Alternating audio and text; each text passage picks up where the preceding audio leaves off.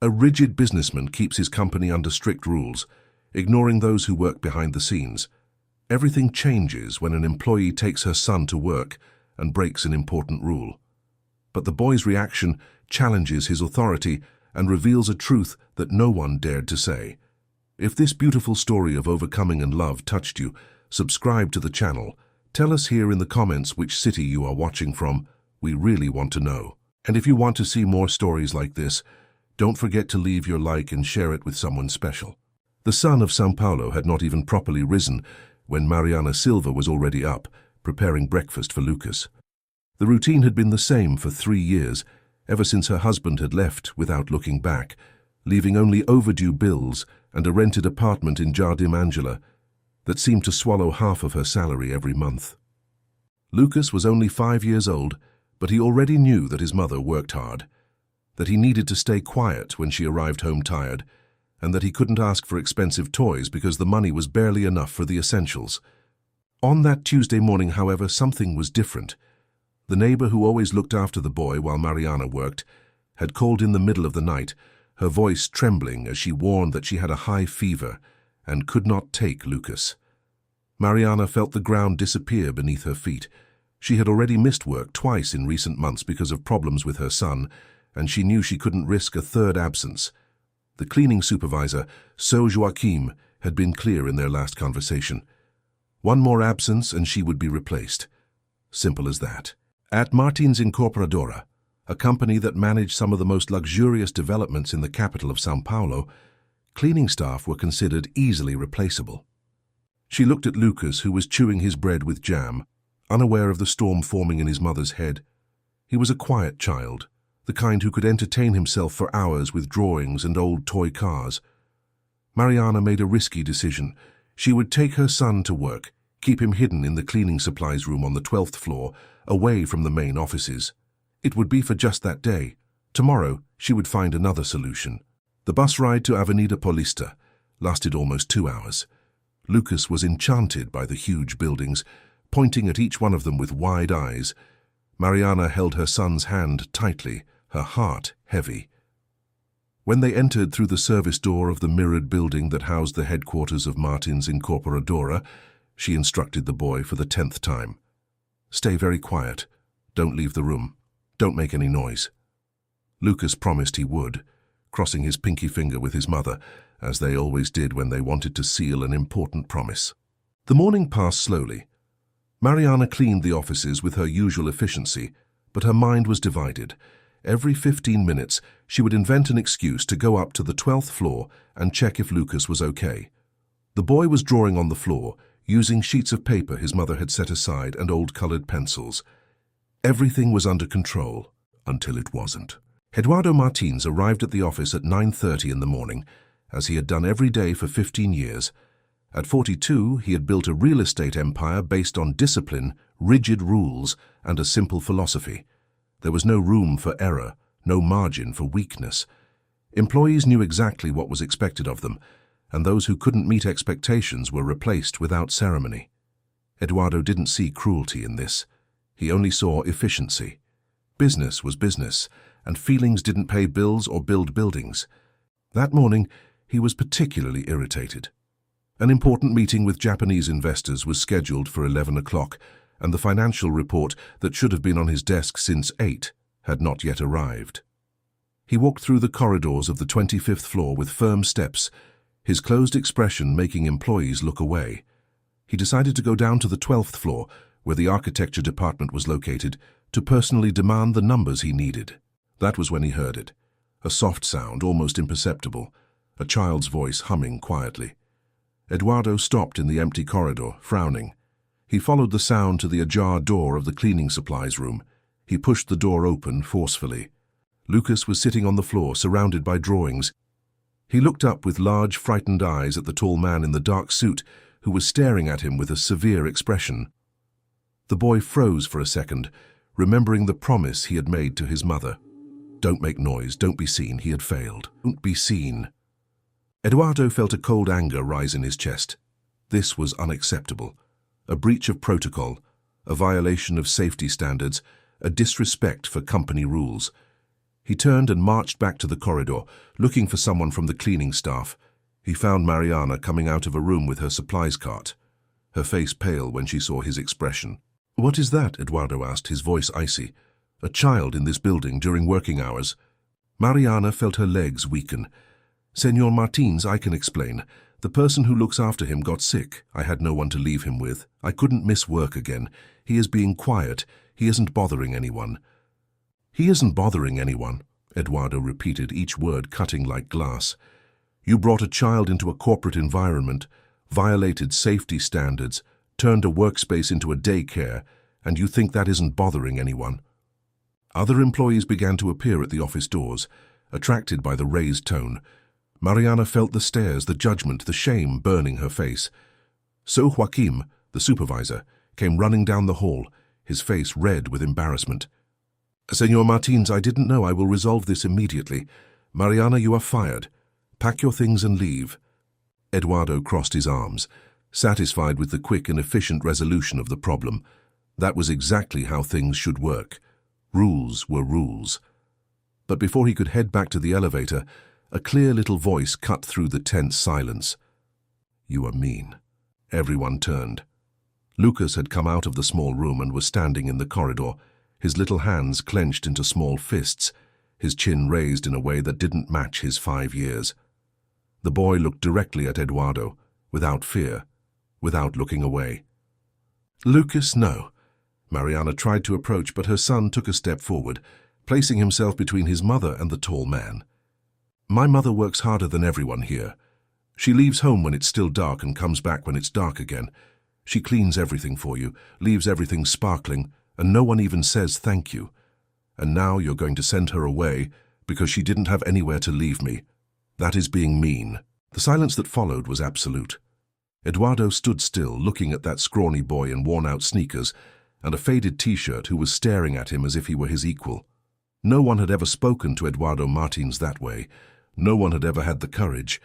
And there was a 5-year-old child challenging him without trembling. "My mother is not less important than you just because she cleans floors," Lucas continued, his voice firm. "The teacher at school said that all work is important, and if no one cleaned here, this place would be dirty and disgusting." Mariana was paralyzed, torn between pride and terror. So Joaquim looked like he wanted to disappear. The other employees didn't know where to look. Eduardo remained still, something strange happening inside him, a tiny crack in a wall he had spent decades building. "You don't have the right to make my mother cry," Lucas said, and for the first time his voice faltered a little. "She already cries a lot at home when she thinks I'm sleeping. She doesn't deserve to cry anymore." Eduardo opened his mouth, but no words came out. He looked at Mariana, whose eyes were full of tears, her hands shaking. He looked at the employees around them, who seemed to be seeing their boss for the first time. He looked back at the boy, who remained firm, protecting his mother with his own small body. Something broke inside Eduardo at that moment. It wasn't dramatic. It wasn't loud. It was silent, like a door opening slowly after being locked for years. He took a step back, his expression still closed, but with something different in his eyes. "Joaquim," he said, his voice controlled. "Mariana Silva continues working here. Her shift for today is dismissed with full pay. You may take your son home." He turned and walked toward the elevator, leaving behind a corridor full of gaping people. Mariana couldn't process what had just happened. Lucas ran to her and clung to her legs, finally letting fear take over. "Sorry, Mom, sorry. I know you told me to stay quiet." Mariana knelt and hugged her son tightly, tears finally flowing freely. It hadn't been the end she expected. She didn't know if she still had a real job or if that was just a postponed punishment. But she knew one thing. Her 5-year-old son had done something no adult in there had the courage to do. He had looked at the most powerful man in that building and told the truth. That night, when Eduardo arrived at his empty apartment in the Jardins region, he couldn't stop thinking about the boy's words. "You are mean. My mother is not less important than you. She already cries a lot at home." Each sentence echoed in his mind like a bell that wouldn't stop ringing. He poured himself an expensive whiskey, sat in the leather armchair in front of the windows overlooking the illuminated city, and for the first time in many years, Eduardo Martins wondered who he had become, and he didn't like the answer he found. The days following the confrontation in the corridor were strange for Eduardo Martins. He continued arriving at the same time, signing the same documents, participating in the same meetings. On the outside, nothing had changed. On the inside, something had shifted, like a heavy piece of furniture that someone pushes a few inches, altering the entire layout of the room without anyone noticing immediately. Lucas's words wouldn't leave him in peace. He woke up in the middle of the night, hearing that firm little voice saying, "You are mean," and he would turn over in his empty king-size bed, trying to push away the discomfort. During important meetings, he caught himself thinking about Mariana crying at home when she thought her son was sleeping. In the middle of results presentations, the phrase, "all work is important," echoed in his mind, questioning truths he had always considered absolute. A week after the incident, Eduardo did something he had never done before. Instead of going straight up to his office on the 25th floor, he went down to the basement where the cleaning team's locker room was located. It was 6 in the morning, the time when the night shift ended and the morning shift began. He watched from a distance, leaning against a column, as men and women in blue uniforms changed clothes, talked quietly, and complained about back and knee pain. Mariana was among them. Eduardo saw her arrive in a hurry, greet her colleagues, open the old locker, and put on her uniform with quick, efficient movements. She looked tired, deep, dark circles marking her face, but she continued working with the same dedication as always. So Joaquim distributed the tasks, and Eduardo noticed how the supervisor was harsh, almost rude, with the team. There was no good morning, no please, only dry orders and veiled threats about what would happen if something wasn't done right. Eduardo went back to the elevator with a weight in his chest he couldn't name. For years he had passed through that corridor without seeing anything but walls. Now he saw people. He saw fatigue. He saw the invisible effort that sustained every inch of that gleaming building. That afternoon he called a meeting with the Human Resources Department.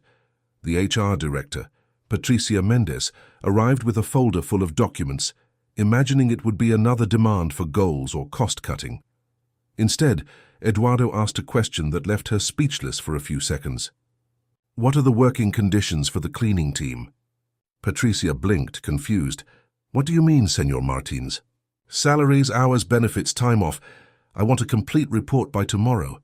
She left the room intrigued, and in the following days Eduardo received numbers that bothered him deeply. The cleaning team worked 10-hour shifts, earned minimum wage, didn't have adequate meal vouchers, and many worked overtime that was rarely paid. They were literally invisible to the system. Replaceable parts that kept the gears running. Eduardo began to make changes. Small at first, discreet. He authorized an increase in meal vouchers. He created a fair payment system for overtime. He installed better chairs in the break room and replaced the rusted lockers in the locker room. Nothing grand, nothing that would appear in business newspapers. Just adjustments that should have been made years ago. But Mariana didn't trust it. She saw the changes happening, heard her colleagues commenting excitedly about the new benefits, but she kept her distance. She knew powerful men well enough to know that gestures of generosity almost always came with a price. She didn't believe in free kindness, especially coming from someone like Eduardo Martins. Maybe it was just temporary guilt. Maybe it was an internal marketing move. Maybe it was anything but real change. When Eduardo tried to greet her in the corridor a few days later, Mariana looked away and moved on with her cleaning cart. He stood there, holding the good morning he had prepared, feeling strangely rejected. He wasn't used to that. People always bowed in his presence, always smiled nervously, always tried to please him. Mariana Silva treated him as if he were air, and in a way, that bothered him more than any open confrontation. Weeks passed. Eduardo discovered he had a new and persistent curiosity about the lives of the people who worked in that building. He talked to security guards, asked about the delivery drivers' routines, watched the cleaning team working. He began to understand the invisible layers that sustained everything he had built, and the more he understood, the more ashamed he felt. But it wasn't just shame. It was also a strange sensation of waking up from a very long sleep, as if he had spent years walking through corridors without ever really seeing where he was. Board meetings began to seem empty. Discussions about profit and expansion seemed distant from anything real. Eduardo caught himself thinking about the 5-year-old boy who had had the courage to tell the truth, while the adults around him just watched in silence. It was on a rainy Thursday that he saw Lucas again. He was leaving earlier than usual, something rare, and as he passed through the main lobby, he noticed Mariana sitting on one of the benches near the reception. Lucas was beside her, swinging his little legs that didn't reach the floor, a colorful backpack on his back. Mariana was holding her son's hand and looking at the clock on the wall with a worried expression. Eduardo stopped, hesitant. He didn't know if he should approach.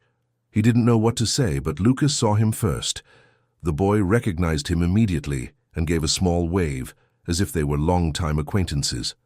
Mariana followed her son's gaze and tensed up when she realized who was there. Eduardo walked over to them, his hands in his dress pants pockets, trying to look less intimidating than he normally was. "Good afternoon," he said, and his voice came out softer than he intended. "Good afternoon, Señor Martins," Mariana replied, formal and distant. "You can call me Eduardo," he offered. "Are you waiting for someone?" "The bus," Mariana said, without giving more details.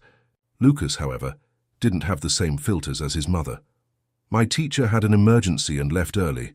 My mother left work to pick me up at school, and now we're waiting for the bus to go home." Eduardo looked out the window.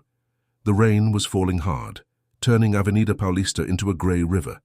Traffic was at a standstill, horns honking incessantly. "Can I offer a ride? My driver is waiting outside." "It's not necessary," Mariana replied too quickly, almost defensively. "We'll manage." "I know you'll manage," Eduardo said, choosing his words carefully. "But it's raining very hard and Lucas is with you. It's not a favor, it's just a ride on a rainy day." Mariana stared at him, looking for signs of ulterior motives. Eduardo held her gaze, trying to convey sincerity. Lucas broke the silence by pulling his mother's hand. "Mum, I'm cold, and you said you can't be in the rain because of your sinusitis." That was the argument that worked. Mariana sighed and agreed with a short nod. The journey to Jardim Angela was silent at first. Lucas was in the back seat with his mother, his nose pressed against the window, impressed by the luxurious car. Eduardo was in the front next to the driver, respecting the distance Mariana clearly needed. But gradually Lucas began to talk. He commented on school, on the drawing he had made in art class, on the dog that lived on the corner of his street and always barked when he passed by. Eduardo caught himself smiling at the simple stories, feeling something loosen inside his chest. Mariana watched her son with tenderness, but kept a cautious eye on Eduardo. When they arrived at the address she had indicated, an old 5-story building with peeling paint, Eduardo saw Mariana thank him quickly and get out of the car, pulling Lucas by the hand. But before closing the door, the boy turned and said, with the same disarming sincerity as before, "You don't seem so mean anymore." Eduardo watched the mother and son enter the building, climbing stairs because the elevator was broken, as Lucas had mentioned. He stood there while the rain hit the car window, thinking about the absurd distance between his apartment in Jardins and that building in Jardim Angela. Same city, completely different worlds. That night, Eduardo couldn't concentrate on anything. He tried to review contracts, answer emails, do anything productive, but the image of Mariana climbing tired stairs, holding Lucas's hand, wouldn't leave his mind. And for the first time in a long time, Eduardo Martins felt something he had forgotten the feeling of, a desire to be a better person, not out of strategy, not for image, but because a 5-year-old child had looked at him and seen someone who could change. And maybe, just maybe, he really could. The following weeks brought an unexpected routine for Eduardo. He began to notice when Mariana arrived in the morning, although he would never admit out loud that he had adjusted his schedule to go down to the basement exactly when she was putting on her uniform. He watched from a distance, respecting the space she insisted on maintaining, but also ensuring that the changes he had implemented were actually happening. Lucas, in turn, had become an occasional presence in the building. The public school he attended only ran for half a day, and on some days, when there was no one to pick him up, Mariana had to bring him to work for the last 2 hours of her shift. Eduardo had discreetly authorized this to happen, instructing security to allow the boy's entry without questioning. He said nothing to Mariana. He knew she would refuse any gesture that looked like a favor. But it was on a Friday afternoon that the inevitable encounter happened. Eduardo was leaving a tense meeting on the 18th floor when he heard laughter coming from the waiting room at the end of the corridor. He followed the sound and found Lucas sitting on the floor teaching folding tricks to two enchanted interns. The boy was folding paper with absolute concentration, his tongue caught between his teeth, creating a tiny bird. The interns stiffened when they saw their boss appear. "Senor Martin, sorry, we were just—" One of them began to explain, but Eduardo raised his hand. "It's no problem." He looked at Lucas. "Do you know how to make other animals?" Lucas smiled, that open child smile that hasn't yet learned to fear important people. "I know how to make a lot. Want to see?" And so Eduardo Martins, CEO of Martins Incorporadora, a man who intimidated experienced directors with a look, sat on the floor next to a 5-year-old boy and learned how to make a paper frog. The interns exchanged incredulous looks but said nothing. They stayed there, witnessing a scene no one in the building would believe if they told them. "My mother taught me," Lucas explained while folding the edges of the paper. "She always saves paper for me, office paper that was going in the trash.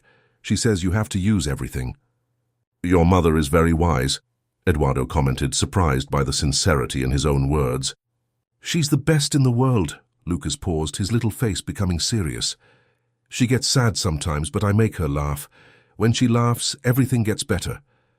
Eduardo felt his chest tighten. This boy, with his disarming simplicity, had a wisdom that many adults would never reach. They continued making origami for another 20 minutes, until Mariana appeared in the corridor, looking for her son.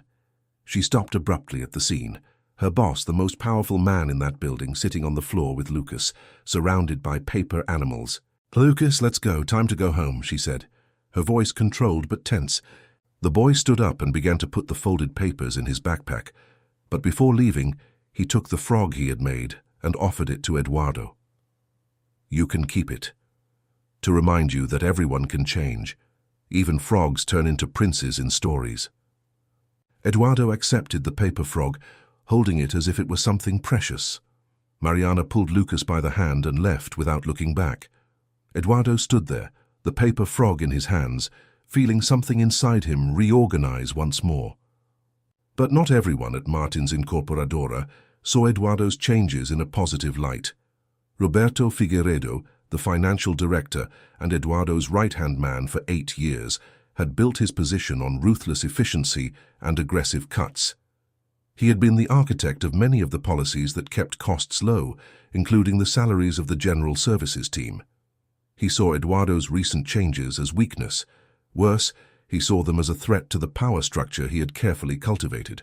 Roberto didn't confront Eduardo directly. He was too smart for that. Instead, he began working behind the scenes.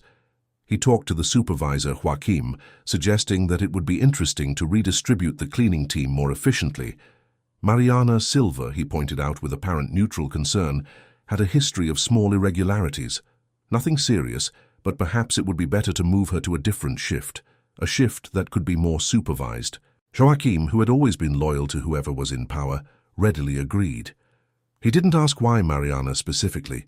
He didn't question the motivation. He just followed orders, as he always did.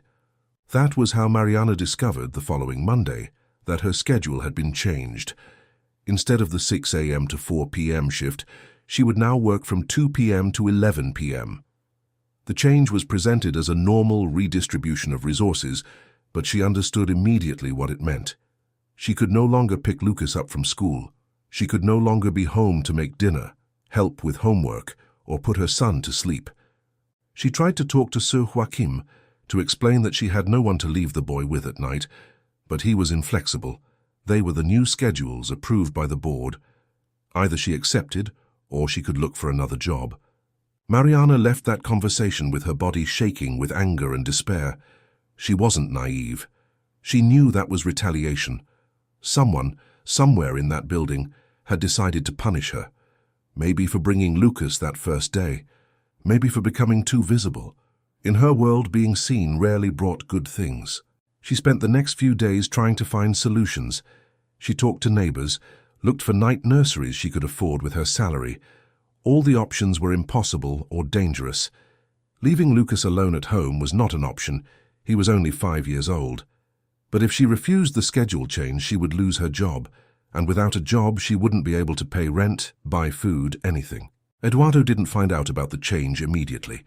He was involved in complex negotiations for a new development in the western part of the city, meetings that took up his entire day.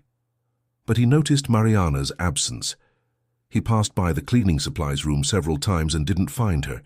He discreetly asked one of the other cleaning women, a lady named Donna Rosa, who looked at him with suspicion before answering. They changed her schedule. Now she works at night. Why? Eduardo asked, frowning. Donna Rosa shrugged. Ask your bosses, we just obey here. Something wasn't right. Eduardo felt an alarm go off in his mind. He scheduled a meeting with Roberto Figueiredo and Patricia Mendez from HR. I want to know why Mariana Silva's schedule was changed. Roberto didn't hesitate. It was a redistribution of resources approved by the immediate supervisor. We needed more coverage during the night period. It's part of the optimization we always seek in the company. Was she consulted about this change? She has a small child. All employees are notified of schedule changes, Roberto replied, with the neutral voice of someone reciting procedures. If there are personal issues, they can request a case analysis, but we cannot make exceptions for everyone. Eduardo looked at Roberto, really looked, and saw something he had ignored for years. He saw a man whose loyalty was only to his own position, whose decisions were always calculated for personal benefit, like he himself had been, like maybe he still was, but was trying to change. I want her schedule back to what it was. With all due respect, Senor Martins, Roberto said, his voice carefully respectful but firm. That would create a complicated precedent. If we start making exceptions based on the personal situations of every general services employee, where will we stop? We will stop at treating people like people, Eduardo replied, and there was steel in his voice. Reverse the change. Roberto left the room with a polite smile, but Eduardo saw the tension in his shoulders. He knew he had just created an internal enemy, but he didn't care. Something had changed in him, irreversibly. He could no longer go back to being who he was. That afternoon, when Mariana arrived for the night shift, she was called to Joaquim's office. She expected more bad news, perhaps even a dismissal.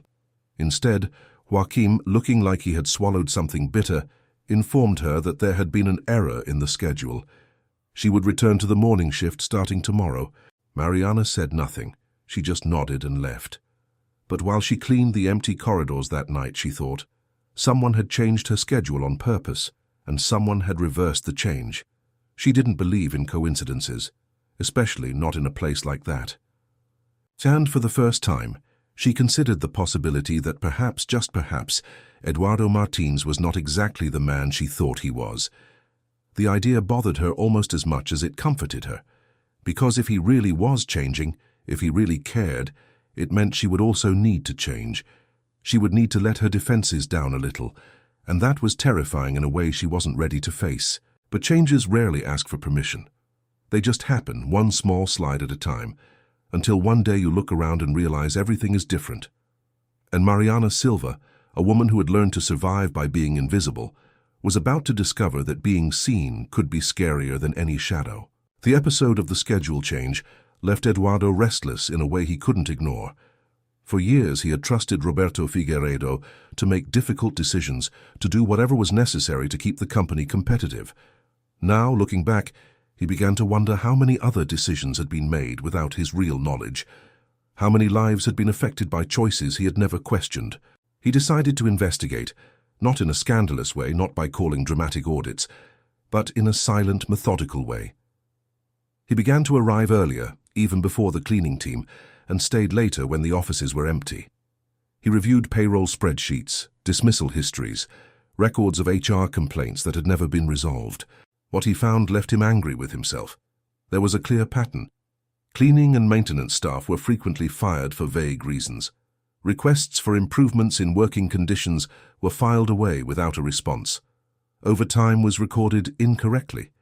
It wasn't just negligence, it was a deliberate system of exploitation, probably implemented over years, with Roberto and other directors orchestrating everything while Eduardo signed documents without reading between the lines. One afternoon, He called Patricia from HR for a private conversation. "I want all the records of labor complaints from the last 5 years. All of them. I don't want summaries. I want the original documents." Patricia hesitated. "Senor Martins, that could bring up issues that have already been resolved administratively. I don't know if it's prudent." "I didn't ask if it was prudent," Eduardo replied, and there was a new firmness in his voice. "I asked for the documents by tomorrow." When the documents arrived, Eduardo spent the entire night reading. There were dozens of cases. A cleaning woman who had suffered a back injury, lifting heavy equipment, and had been fired for not being able to keep up the pace of work. A security guard who had reported moral harassment by a manager and had been transferred to the night shift until he resigned. A cafeteria cook who had complained about broken and dangerous equipment and had her contract terminated for an invented just cause. Each story was a weight in Eduardo's chest. Each name was a person he had failed to protect. He was the owner. The final responsibility had always been his. He could no longer hide behind the excuse that he didn't know, because now he knew. And not knowing before was a choice he had made, a choice to look only at numbers and never at people. He scheduled an emergency meeting with the entire board of directors for the following Monday. Roberto attended with his usual confidence, imagining it would be another discussion about expansion or goals. Instead, Eduardo placed a pile of documents on the table. "We have spent the last 5 years systematically exploiting our general services employees. Unfair dismissals, ignored complaints, inadequate working conditions, all documented, all happening under our management." The silence in the room was absolute. Roberto was the first to recover. "Senor Martins, these are normal operational decisions. Every company has them." "No, they don't," Eduardo cut him off. "Or they shouldn't, and if they do, it needs to change, starting now." In the following days, Eduardo implemented deeper changes. He created a direct communication channel for labor complaints that reached him directly, without passing through middle managers. He hired an external consultancy to review all HR practices. He began the process of rehiring employees who had been unfairly dismissed, offering compensation. Roberto tried to argue that it was financial suicide, that it would create precedents impossible to maintain, but Eduardo was immovable. And the more Roberto resisted, the more Eduardo saw the cracks in the loyalty he had considered solid. It wasn't loyalty, it had never been. It was just convenience and alignment of interests. When the interests changed, the mask fell. Meanwhile, Eduardo's relationship with Lucas continued to develop in an unexpected way. The boy began to appear more frequently in the building, always in the final hours of Mariana's shift. And whenever he appeared, he sought out Eduardo. Not in an insistent way, but naturally, as if they had established a silent friendship. One afternoon, Lucas appeared at the door of Eduardo's office carrying a drawing. "Can I come in?" "Of course," Eduardo said, pushing the contracts aside. "What do you have there?" "I made a drawing of you." Lucas handed over the sheet with pride. Eduardo looked at the drawing. It was him, recognizable by the suit and tie, but with an important detail. He was smiling. A huge, disproportionate smile, the way a child draws. "I don't smile much, do I?" Eduardo commented, more to himself than to the boy. "No." Lucas sat in the chair across from the desk, swinging his legs. "But I think you should. Smiling is good for you. My mother says so." "Your mother is right." Eduardo carefully put the drawing in the drawer. "Can I keep it?" "Of course, I made it for you." Lucas tilted his head. "Are you sad?" The question caught Eduardo off guard. "Sometimes." "Why?" Eduardo thought about how to explain the weight of guilt to a 5-year-old, the regret of wasted years, the loneliness of a life built only on professional success. "I think I did some things wrong, and I'm trying to fix them. But it's hard. My mother says that when we do something wrong, we have to say sorry and do it differently next time," Lucas offered, with the disarming simplicity that was characteristic of him. "It's just that." "It's just that," Eduardo repeated, smiling for the first time in days. If only it were that simple. But maybe it was. Maybe all the complexity he created around things was just a way to avoid the simple truth. He had messed up. He was trying to fix it. He didn't need more justification than that. Mariana appeared at the door a few minutes later, looking for her son. "Sorry to bother you, Senor Martins." "Eduardo," he corrected automatically, and saw the resistance in her eyes. "You aren't bothering me. Lucas and I were just talking." Mariana held her son's hand but didn't leave immediately. She stood there still as if she wanted to say something but didn't know how. Finally the words came out, quick and low. "Thank you. For the schedule. I know it was you." Eduardo nodded. It was the right thing to do. Not everyone does what is right when they can. Mariana met his eyes for the first time with something other than suspicion, especially people with power. "I am learning that," Eduardo said. "A little late, but I am learning." There was something in the air between them, a silent understanding forming. It wasn't trust yet, but perhaps it was the beginning of something that could become trust. Mariana left with Lucas, but before closing the door, she turned back. "If you need help with the changes you are making, we see a lot. The cleaning team. We are everywhere, but no one pays attention. We know things." Eduardo understood the offer. It was a bridge being built, hesitant but real. "I will remember that. Thank you, Mariana." When she left, Eduardo sat looking at the drawing Lucas had made. A smiling man. Maybe that was who he could become if he kept trying, if he didn't give up. But Roberto Figueiredo was not willing to let the changes happen without a fight. He began to coordinate with other directors, planting doubts about Eduardo's sanity, suggesting he was having some kind of personal crisis. In the corridors, the whispers began. "The boss is different. He's making strange choices. Maybe he needs time away from the company." Eduardo felt the resistance growing around him, but he wouldn't back down, not this time. Because he had learned a fundamental truth. Power without responsibility was just tyranny, and he had had enough power for a lifetime. It was time to have responsibility too. A storm was forming. Eduardo could feel it. Roberto wouldn't give up easily. There would be confrontation, there would be consequences. But for the first time in his life, Eduardo Martins was willing to fight for something beyond profit.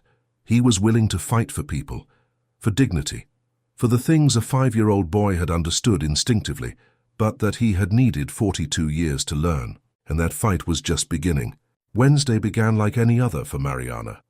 Lucas had gone to school excited because they had physical education class, his favorite. She had arrived at work on time, greeted her colleagues, and put on her uniform. The familiar routine that kept her going even on difficult days. But at 10:30 in the morning, her phone rang. The number was from the school. Mariana's heart raced immediately. Calls from the school were never good news. "Senora Silva." The secretary's voice sounded worried but controlled. "Lucas had a small accident during physical education class. Nothing serious, but he fell and hit his head. The teacher applied ice, but we think it's best if you come pick him up and take him for a medical evaluation, just as a precaution." Mariana felt the world spin. Hit his head. The words echoed in her mind as she tried to keep her voice firm. "I'm coming. I'm leaving work now." She hung up the phone with her hands shaking and went straight to talk to Sir Joachim. He was in the storage room, checking the inventory of cleaning products. "Sir Joachim, I need to leave. My son had an accident at school. He hit his head. I need to take him to the doctor." Joachim didn't even look up from his clipboard. "Not today. We have 2 people on sick leave and there's that important meeting with the Japanese on the 25th floor at 11.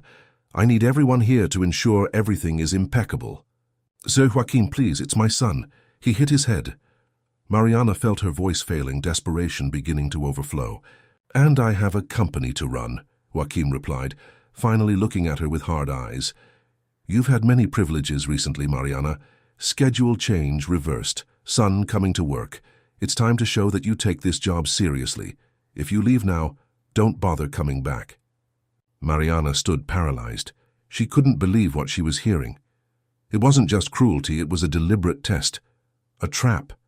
And she knew exactly who was behind it. Roberto Figueiredo had talked to Joachim the previous week. He had been discreet, but she had seen it. And now she was being forced to choose between her son and her job.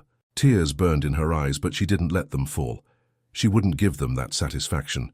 She turned without saying anything and went back to the locker room, grabbed her bag, grabbed her phone. She called the school and said she was on her way.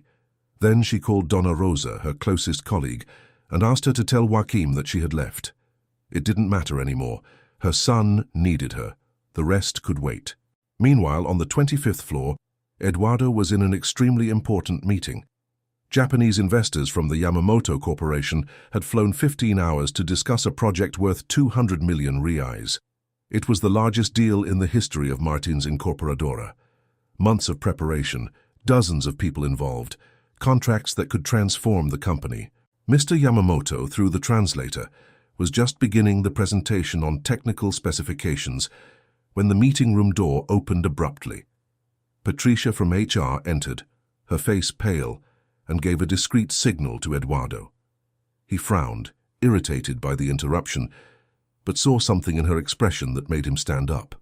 "Excuse me, gentlemen, one moment." He left the room, closing the door behind him. "What is it?"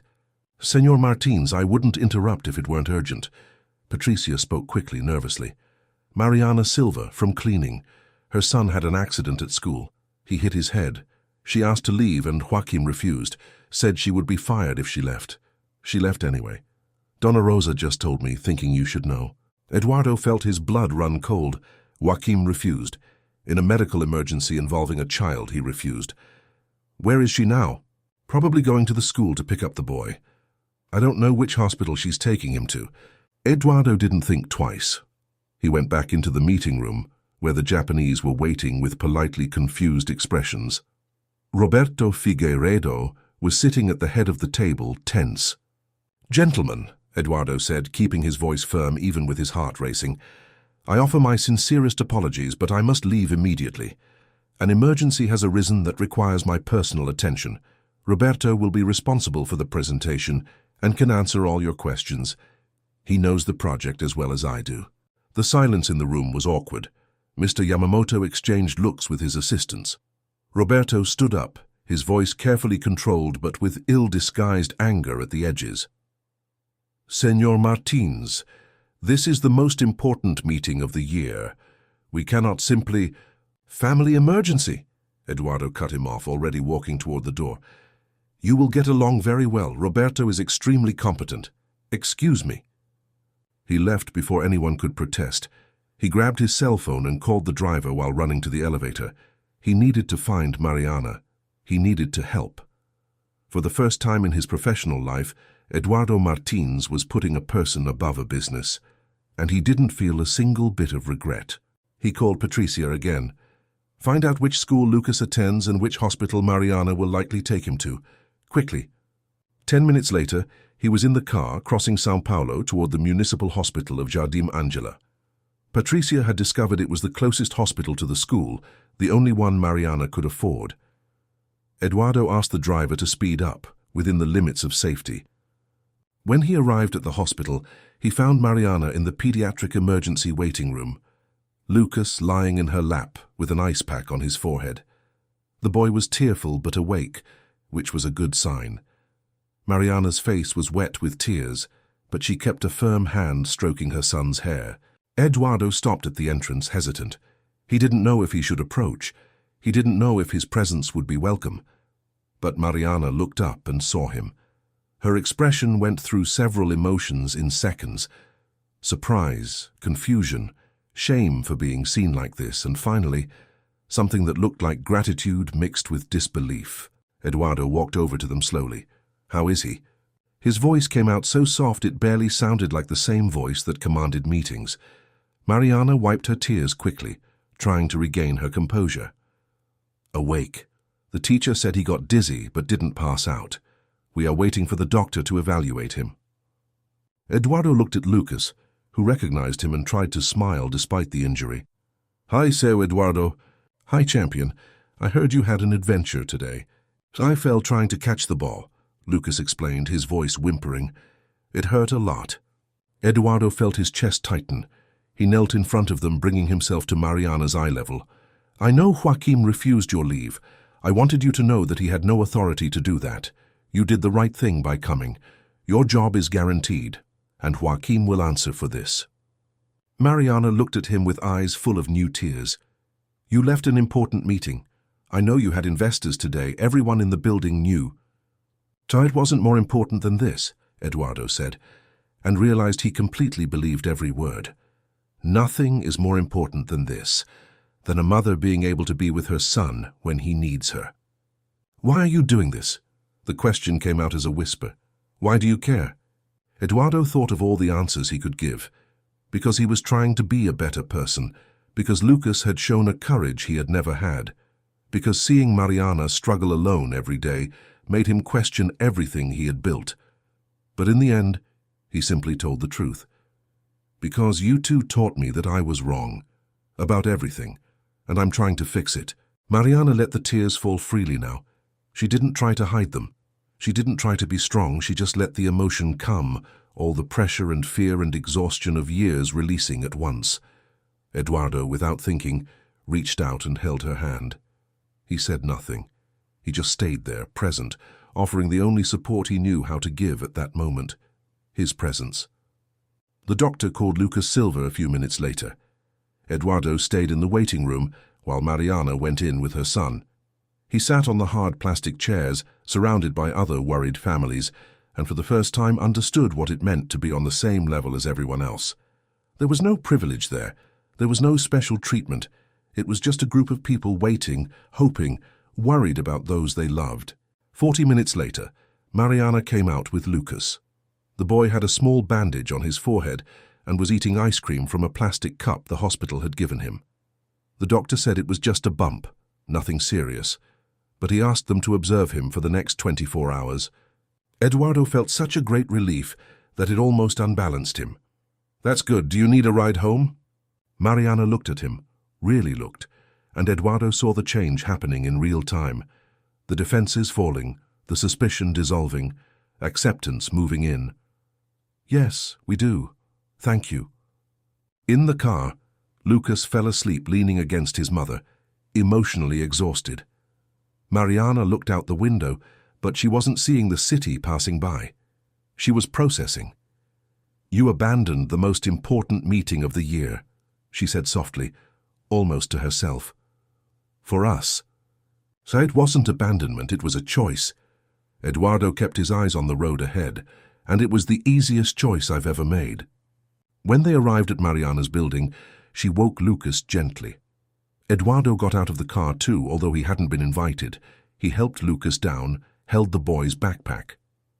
At the building's door, Mariana turned to him, and there was so much in her eyes that Eduardo couldn't decipher it all. "I don't know how to thank you." "You don't need to thank me," Eduardo said. "You just need to know that you're not alone, not anymore." Mariana nodded, climbed a few steps, but then stopped and came back. She walked down to where he was, and before she could think too much, hugged him.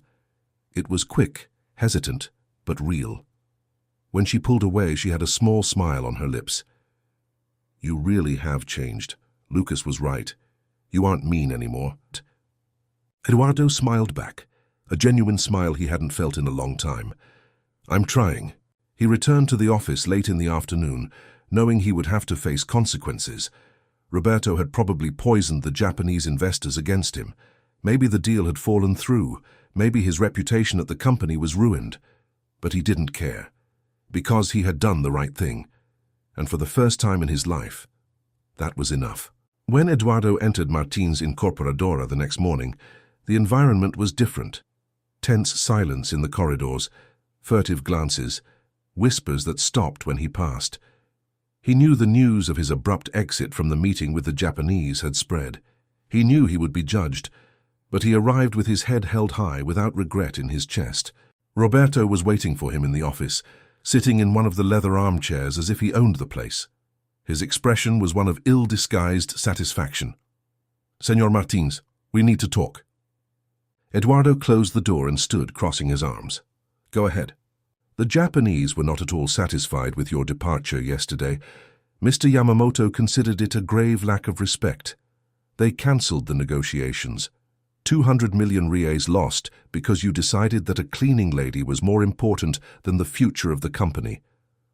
There was triumph in Roberto's voice, the certainty of someone who thinks they have just won a war.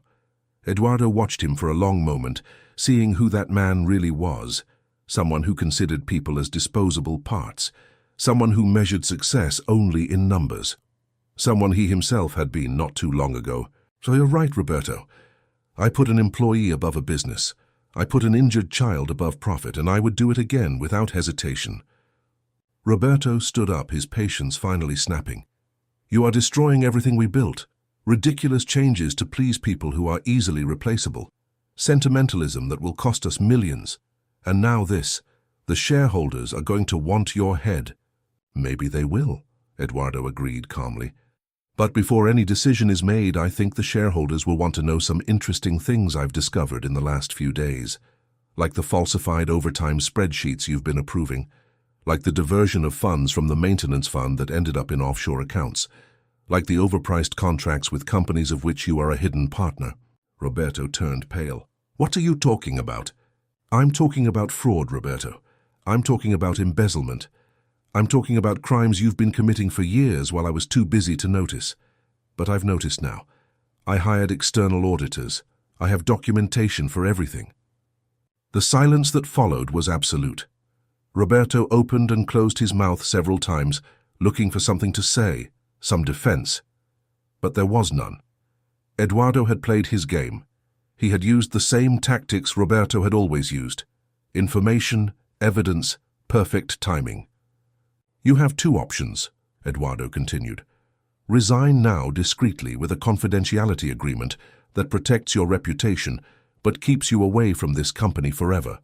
Or I hand everything over to the authorities and you face the full legal consequences. You have until the end of the day to decide. Roberto left the office staggering, the personal empire he had built collapsing around him. Eduardo felt no victory, only a deep exhaustion and the certainty that he had done what was necessary. Some people didn't change, and when they didn't change, they needed to be removed so that others could flourish. But there was something else to resolve. He went down to the basement where he found Joaquim distributing tasks to the morning cleaning team. The supervisor stiffened when he saw the boss appear. Senor Martins, how can I help you? You refused an employee's leave during a medical emergency involving her son, Eduardo said bluntly. You threatened to fire her if she went to take care of her own injured child. This is unacceptable. You are fired, for just cause. Joaquim tried to argue, say he had superior orders, that he was just following protocols. But Eduardo wasn't interested in excuses. He had given too much power to the wrong people for too long.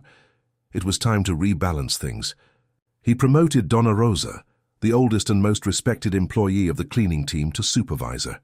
She accepted with tears in her eyes, promising she would do a dignified job. Eduardo didn't doubt it, because Donna Rosa understood what Joaquim had never understood. That leading wasn't about controlling, it was about caring. In the following days, Eduardo completely restructured the Human Resources Department. Patricia Mendez was promoted to General Director of People with direct authority over all labor issues. He created an employee council that included representatives from all levels, from cleaning to the board. He implemented salary transparency policies, professional development programs, and daycare for employees' children. These were deep changes that would transform the company's culture completely. They wouldn't happen overnight, but they would start there, at that moment, with decisions that prioritized people over just profit. As for the Japanese investors, the outcome was surprising. 2 weeks after the disastrous meeting, Mr. Yamamoto requested a new meeting. Eduardo agreed, expecting more complaints. Instead, the Japanese businessman, through the translator, explained that he had investigated the reason for Eduardo's abrupt departure. He had discovered the story of Mariana and Lucas, and he had been impressed. In Japan, there is a concept called ningenmi, Mr. Yamamoto explained. It means the depth of a person's humanity. You demonstrated ningenmi by choosing the well-being of a child above business. This showed us the kind of leader you really are. We want to do business with this man. The partnership was resumed, but this time with additional clauses on social responsibility and ethical treatment of employees. Eduardo wouldn't have it any other way. Meanwhile, the relationship between him, Mariana, and Lucas continued to evolve. It wasn't dramatic, it was simple, natural. Lucas visited Eduardo's office a few afternoons a week. They made origami, talked about school, about dinosaurs, about why the sky was blue. Eduardo had rediscovered something he had lost somewhere along the way, the ability to simply be present, to appreciate small moments, to laugh without calculating consequences. With Mariana it was different, more delicate. She still worked as a cleaning employee. She had firmly refused any attempt by Eduardo to change that. "I don't want favors," she had said. "I don't want people to think I got something because you like my son. I'm going to earn my promotions the right way, through work." Eduardo had respected that, but he continued to do what he could without it looking like favoritism. He ensured she had access to professional development programs. He made sure her hours were compatible with Lucas's needs, small things that made a difference without crossing the line of the respect she demanded. And gradually, very gradually, Mariana began to let him in. It wasn't romantic, not yet, but there was a connection. Conversations in the corridor that lasted longer than necessary, smiles that were genuine, a friendship built on mutual respect, and the extraordinary child who had united them. It was on a Saturday afternoon, 3 months after Lucas's accident, that Eduardo did something he had never done. He showed up at Jardim Angela without warning, looking for Mariana's building. She opened the door surprised, still in her pajamas because it was her day off, the small but impeccably clean apartment behind her. "Sorry to show up like this," Eduardo said, suddenly insecure in a way he rarely felt. "But I was thinking, Lucas mentioned he's never been to the zoo, and I realized I haven't been to the zoo in about 30 years. I thought maybe we could go, the 3 of us." Mariana looked at him, looking for ulterior motives, still not completely free of her old defense habits, but she found only sincerity. A man who wanted to spend Saturday with her and her son. Nothing more, nothing less. "Let me change my clothes." The day at the zoo was perfect in a simple way. Lucas ran from cage to cage, enchanted by every animal. Eduardo bought cotton candy and popcorn, things he had never eaten as a child because his parents considered them inappropriate. Mariana laughed when Lucas got sugar all over his face, and Eduardo, looking at the 2 of them, felt something he hadn't felt in so long he had almost forgotten the name. Happiness. Not the satisfaction of a closed deal, not the pride of a professional achievement, just the simple joy of being with people who mattered. On the way back, with Lucas asleep in the back seat, Mariana finally said what she had been thinking for weeks. "You know people are going to talk, right? If we become real friends, they'll say it's out of interest. They'll say I'm taking advantage." "Let them talk," Eduardo replied. "I spent my whole life caring too much about what people thought. I built an image, a reputation, but I forgot to build a life. You and Lucas reminded me of what really matters. I'm not going to let gossip ruin that." Mariana smiled, looking out the window. "You really have changed. When I first saw you in that corridor, I thought you were the coldest man I'd ever met." "I was," Eduardo admitted. "But your son wouldn't let me stay that way. Months passed. Martin's Incorporadora changed.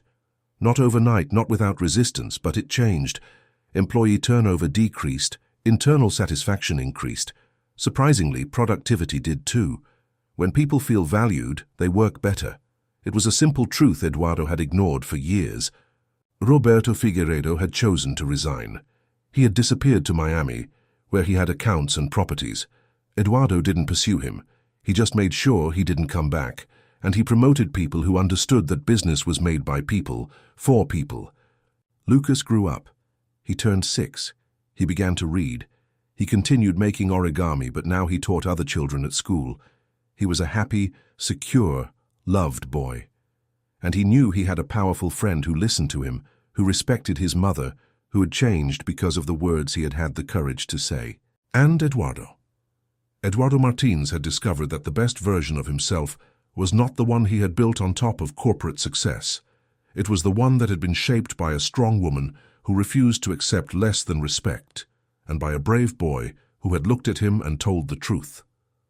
On Christmas night that year, Eduardo didn't spend the holiday alone in his empty apartment in Jardins. He spent it in the small apartment in Jardim Angela, helping Mariana make supper while Lucas decorated an old plastic tree with ornaments made of paper.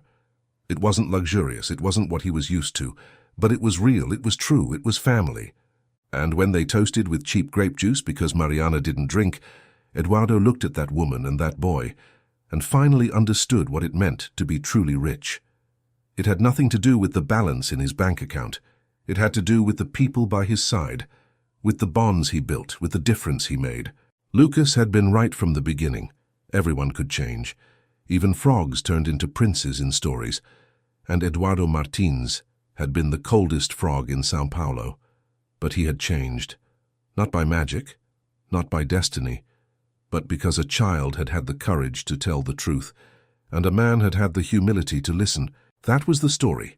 Not of wealth, not of power, but of dignity, of respect, of a mother who refused to accept less than she deserved, of a man who learned that the most important decisions were not those that strengthened business, but those that transformed lives. And of a small boy who had understood, better than any adult, that all work is important, that every person deserves to be seen, that kindness is not weakness, that courage sometimes means just telling the truth when everyone around is silent. Eduardo kept the paper frog Lucas had made that first day. He kept it in his office drawer as a reminder. On difficult days, when the old temptations to return to old habits arose, he would look at that crumpled frog and remember. He remembered who he had been, who he had become, and who he wanted to continue to be. A better person, not perfect, but trying, every day trying. Dear listeners, we hope that the story of Eduardo, Mariana, and Lucas has touched your heart.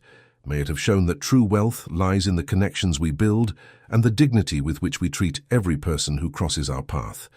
If you were moved by this journey of transformation, if you saw a bit of yourself in these characters, leave your like, subscribe to the channel, and tell us in the comments which moment marked you the most. Was it Lucas's courage in defending his mother? Was it Eduardo's decision to abandon the most important meeting? Was it Mariana's strength, never giving up her dignity?